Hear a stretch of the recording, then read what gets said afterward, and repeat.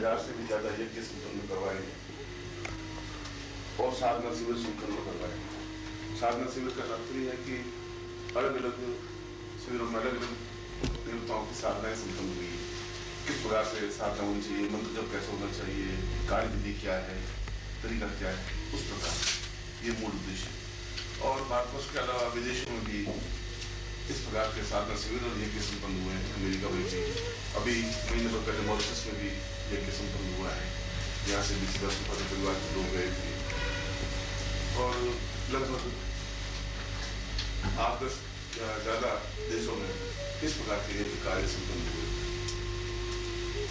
हमारा मूल उद्देश्य यही है कि जो हमारी भारतीय संस्कृति है, भारतीय कला है, भारतीय दर्शन है, उसको स्थापित करना और उन मंत्रों को, उन योग, उन तत्वों को वापस सही ढंग से लोगों के बीच में जागृत करना और उनको ये बताना कि इसके माध्यम से भी जीवन की समस्याओं को सुलझाया जा सकता है और हम सही ढंग से अपने जीवन को अपने पूर्वजों के बताए हुए नियमों और आदर्शों को ध्यान में रख करके जीवन के कर्तव्यों का निर्वाह कर सकते हैं। ये मूल उद्देश्य इस संस्था का रहा है। साथ ही साथ समाज में चेतना, परोपकार या निर्धन व्यक्तियों के लिए सहायता की व्यवस्था करना, जो कुछ भी उसके साथ कार्य संपन्न होते हैं वे कार्य संपन्न भी ये संस्था करती है। यहाँ से एक पत्रिका प्रकाशित होती है, मंत्र तंत्र यंत्र विज्ञान, जो एक अंक आपके पास में है। ये 1981 से प्रकाशित हुआ है और पत्रिका का उद्देश्य भी यही है कि जो हमारी ओकल्ट साइंस है, जो हमारी प्राचीनतम विद्याएं हैं, उन विद्याओं को सही ढंग से पुनर्जागृत करना और लोगों में इसके बारे में चेतना पैदा करना, उनको ज्ञान देना और उनको किस प्रकार से हम अपने जीवन में इन मंत्रों और अन्य विधाओं का उपयोग कर सकते हैं, आयुर्वेद या जो कुछ भी है, इस पत्रिका के माध्यम से उनमें ये देने की व्यवस्था, ये पत्रिका का उद्देश्य है। तंत्र पर आधारित है या विज्ञान पर आधारित है मंदिर? तंत्र और विज्ञान में डिफरेंस है ही नहीं, आप में और विज्ञान में डिफरेंस है ही नहीं। यहाँ बैठे विज्ञान के अलावा चले नहीं सकते, ये सब विज्ञान है। जो आप लाइट देख रहे हैं ये सब विज्ञान है, जो आप पेन हाथ में पकड़े वो भी विज्ञान है, जो कागज पकड़े वो भी विज्ञान है। विज्ञान की सहायता से कागज बन पाए, तो विज्ञान को मदद नहीं कर पाएंगे। तो ऐसा दर्शनों से मगर ये पूर्ण रूप से तांत्रिक शिवलिंग है। ये जो महाकालेश्वर का, महाकाल का मतलब है मृत्यु को बिल्कुल हटा देना या मृत्यु से परे हो जाना, जीवन में मृत्यु हो ही नहीं। तो ये तो तंत्र के माध्यम से संभव है, इसलिए तंत्रेश्वर ही, इसको प्रारंभ में तंत्रेश्वर कहा गया शिवलिंग को। और इस शिवलिंग की कई विशेषता है जो जैन के लोगों को भी शायद कम ज्ञात है। इस शिवलिंग की 5 विशेषताएं। एक तो ये विशेषता है कि ये मूल रूप से तांत्रिक शिवलिंग है। ज्योतिर्लिंग तो है, मगर 12 ज्योतिर्लिंग भी 12 एक विशेष क्रम से उनको स्थापित किया गया है। केवल शिवलिंग की वजह से शिवलिंग नहीं बने, उसमें उनकी एक सुदीर्घ परिणाम होंगे, उनकी चिंतन होगा कि विश्वनाथ का मंदिर, वहां विश्वनाथ का मंदिर क्यों हो, विश्वनाथ की विशेषता क्या है, या रामेश्वरम की क्या विशेषता है, या महाकाल को महाकालेश्वर क्यों स्थापित किया गया है। मगर ये महाकालेश्वर नाम शंकराचार्य के बाद में पड़ा, पहले इसको तंत्रेश्वर ही कहा गया था। इसका नाम अगर पौराणिक काल में देखें तो, मगर जो आप कहेंगे उज्जैनिया महाकालम, ये कहा गया पुराण में। तो ये पुराण तो वेद व्यास के समय में संपादित हुए, उसके बाद में शंकराचार्य के समय में वापस पुनर्संपादित हुए, तब ये उज्जैनिया महाकालम शब्द आया। इससे पहले उज्जैनिया महाकालम शब्द पुराणों में, जो मैं आपको पुराण कह रहा हूँ वो पुराण वैसे नहीं है कि जो जिसमें ओरिजिनल लिखे गए वही पुराण आपको पढ़ने को नहीं मिल रहे हैं। ये तो उनका संशोधित होते रहे, इसलिए खैर उज्जैन की गणना प्राचीनतम नगरियों में होती रही है, मगर मैं शिवलिंग की बात कर रहा हूँ। इसलिए वहां पर महाकालेश्वर मंदिर ये बना। पहले से नाम तंत्रेश्वर था, शिवलिंग वही है।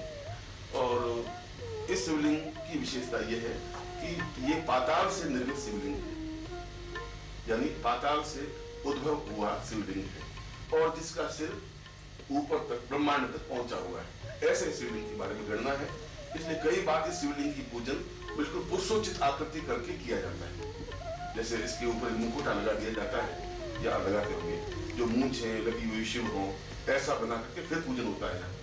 कई अवसरों पर ऐसा भी तुम्हारे यहाँ पूजन होता होगा इस महाकाल का। अन्य शिवलिंगों में ऐसा नहीं होता। जो 12 ज्योतिर्लिंग, उनमें 11 ज्योतिर्लिंगों में ऐसा नहीं हो रहा है। क्यों कि वह जो आकृति है पुरुषोचित आकृति है, पूर्ण पुरुषोत्तम आकृति है, पुरुष आकृति नहीं। पुरुषों में भी तो उत्तम कोटि की जो क्वालिटी है वह पुरुषोत्तम आकृति है, और उस प्रकार के रूप में उन्होंने एक पूर्ण तंत्र की रचना की, और उस तंत्र में उन्होंने 14 सूत्र प्रतिपादित किए इस तंत्रेश्वर शिवलिंग ने, जिसका वर्णन कई ऋषियों ने भी वर्णित किया है। और यदि आप देखें तो शिव सूत्र एक ग्रंथ है, अत्यंत प्राचीनतम, विश्वामित्र द्वारा लिखा हुआ, उसमें इनका वर्णन है। उसमें ये जो 14 सूत्र हैं, इन 14 सूत्रों की जो उत्पत्ति हुई वह इस तंत्रेश्वर महादेव के नृत्य के माध्यम से हुई।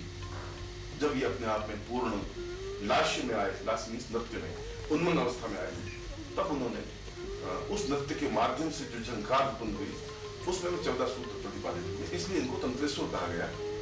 इनको लास्येश्वर कहा गया। तंत्रेश्वर के बाद इनको लास्येश्वर शब्द इनका मतलब, लास्य का मतलब है गतिशील होना, नृत्य युक्त होना, आनंद युक्त होना, मगन होना, ये मतलब लास्य का मतलब है। इनकी आराधना करने से एकदम से आदमी आनंदचित हो जाता है, मग्न हो जाता है, प्रफुल्लित हो जाता है। और सबसे बड़ी बात यह है कि उस वर्णन के अनुसार कि इनकी अर्चना, इनको हृदय में स्थापन करने से आदमी गुरुत्वाकर्षण से मुक्त हो जाता है। और जब कोई नृत्य करता है तो गुरुत्वाकर्षण मुक्त होता ही है। कोई नृत्य करता है दोनों पांव जमीन से उठ जाते हैं, जमीन से पांव उठने की क्रिया को भी गुरुत्वाकर्षण से मुक्त होना है। इसलिए जब शिव ने जमीन से पांव उठा करके नृत्य किए, आज नृत्य की कोई नृत्य करेगी तो बीच में कूदेगी या नृत्य कूदेगा, दोनों पांव उठ जाएंगे जमीन से। उठ जाएगा मतलब है कि हम उस जमीन से चिपके हुए नहीं रहे, गुरुत्वाकर्षण से मुक्त हो गए। जब गुरुत्वाकर्षण से मुक्त हो जाएगा तो जीवन के सारे पाप, ताप, दुख, दारिद्र्य, कष्ट, विनाश से मुक्त हो जाएगा। इसलिए इसको लास्येश्वर भी कहा गया। और यदि आप देखें तो इसमें कंप्लीट पुष्पग्रंथ के मूल सूत्र हैं, वे इस पर अंकित हैं। यदि किसी ने अत्यंत सूक्ष्म दर्शक यंत्र से देखे, अत्यंत इतना छोटे यंत्र से, तो आज भी अब उसमें कितना घी मल दिया गया है, कितना पानी और कितना मल मला करके उसको कर दिया है, वो तो मैं नहीं कह सकता आदमी, मगर फिर भी अक्षर अंकित होंगे। पुष्पदंत एक ऋषि हुआ है, बहुत प्राचीन, विश्वामित्र के बराबरी का ऋषि हुआ, वशिष्ठ, विश्वामित्र, पुष्पदंत, तीनों अपने आप में इस क्षेत्र का जो ऋषि रहा है वो पुष्पदंत रहा है। और शिव के गणों में पुष्पदंत का नाम है। महिम्न स्तोत्र पुष्पदंत ने लिखा है। अगर आपने शिव महिम्न स्तोत्र पढ़ा हो तो उसके 40 श्लोक हैं, वे पुष्पदंत के द्वारा रचित हैं। उसने अपने उस शिव सूत्र में इनको उस प्रकार तंत्रेश्वर के रूप में की आराधना की। और जो पाताल से ही निर्मित है, स्वतः निर्मित है, स्वयं भूलिंग है, इसको कहीं पत्थर से खोद करके ला करके लगाया नहीं गया है। और ऐसा कहा भी जिसको बिल्कुल ऊपर आकाश तक इनकी व्यापकता है। व्यापकता का मतलब इनकी तेजस्विता वहां तक पहुंचती है और इनकी मूल ऊर्ध्वगामी जमीन पाताल तक है। इसलिए इसमें शिव सूत्र पूर्ण रूप से वर्णित है एक। और तंत्र की उच्च कोटि की जो क्रियाएं हैं, जिनके 16 श्लोक हैं, इन 16 श्लोकों से पूरे तंत्र की व्याख्या हुई है। ये 16 के 16 श्लोक इनके पूर्वीय द्वार पर अंकित है। इनके 4 द्वार हैं, या यूं तो शिवलिंग के 4 तरीके, इधर पूर्व है, उधर उत्तर है, उधर दक्षिण है, उधर पश्चिम है, हो गए। किसी भी चीज के 4 द्वार हैं। उत्तर द्वार की ओर शिव सूत्र 16 शिव सूत्र अंकित है, और पूर्व की ओर, और उत्तर की ओर पूर्ण कुबेर कृत, क्योंकि कुबेर भी यहाँ से कुछ ही क्षेत्र में कुबेर की साधनाओं का वर्णन है। यदि आप देखें तो यहाँ पर नर्मदा के किनारे कुबेर आश्रम है या कुबेर की कुटिया है, जहाँ कुबेर ने बैठ के साधना की थी। तो वहां पर कुबेर ने जो श्री सूक्त की रचना की, वह श्री सूक्त की शिवलिंग पर अंकित है। उत्तर द्वार, पूर्व द्वार अपने आप में महामृत्युंजय है, और दक्षिण द्वार पूर्णतः तांत्रोक्त जो तंत्र की विधाएं वे पूर्ण रूप से लिखी हुई है, अंकित है, स्वयं अंकित है, किसी ने छेने और थोड़े से अंकित नहीं की है। इसलिए आप सबसे मिलकर कम्युनिकेशन कोई मगर आपको परिचय ज्यादा खुशी होती है। ज्योति प्रकाश श्रीवास्तव, चेतना, सुनील चौरसिया, प्रभात, विजय कुमार मिश्रा, नौभार, अर्जुन सिंह जंगल, दैनिक अग्निपथ, देवेंद्र निर्मोही, दैनिक भास्कर, सुनील जैन, सामने दैनिक अक्षर, सुशील दुबे, सामने दैनिक शब्द शर्मा, आदिश्य मिश्रा, आत्मचिन्ह मुंबई, अमरेश शर्मा, दैनिक स्वतंत्रता रविंद्रनाथ गुर्टू कैनेडियन प्रेस और फॉरेन करस्पॉन्डेंट्स को सपोर्ट करते हैं। आप एक फ्रेंच फोटोग्राफर आज सवेरे यहीं था, मालूम नहीं था आपका, वो भी गया है सांची, कल तक आ जाएगा शायद। लामाउंट का प्रेस का रिप्रेजेंटेटिव है और जर्मन फोटोग्राफर डीटर लुडविग, उसके साथ एक दिन काम कर रहा हूँ। कुछ थोड़ा सा उज्जैन के ऊपर रिसर्च भी की है और आपकी, मगर आपको मैं ऐसा सलाह दे रहा हूँ कि जो कुछ लिखा गया है उसी को आप पश्चिम को नहीं परोसें, कुछ एकदम नवीन चीज जो परोसें, आने वाली पीढ़ी में फिर आपकी कृतज्ञ रहेगी। बिल्कुल प्रामाणिक को नई चीज दी। आपने जो कुछ प्रकाशित है वो दे देंगे। नहीं। तो आपसे पहले आठ किताबें छप चुकी है, आपकी नवी किताब छप तो जाएगी, मगर उसमें नवीनता कुछ जो सत्य नहीं मिल पाएगा। उज्जैन जो कुछ है, आपने महाकाल के लिए कहा, वो एक नवीन, उज्जैन जो कुछ है वो दीजिए। उज्जैन को राजनीतिक दृष्टि से देखने से या यहाँ के सामाजिक दृष्टि से देखने से कुछ आनंद आएगा। वैसी कुछ चीज हो जो इसमें ओरिजिनलिटी हो, तो आपकी किताब अगले 500 साल तक भी जिंदा रहेगी, जो दूसरों ने नहीं देखी होगी उज्जैन को, उस महाकाल को, ऐसा कुछ। हम लोगों ने कभी एक महीने तक जब सिग्नस चलता रहा तब विशेषकर तांत्रिक हेडक्वार्टर्स उसको वर्ल्ड का मानकर, जो चक्रतीर्थ का जो अपना शमशान है या अखिलेश्वर का है या विक्रांत भैरव है, उसके ऊपर काफ़ी किया।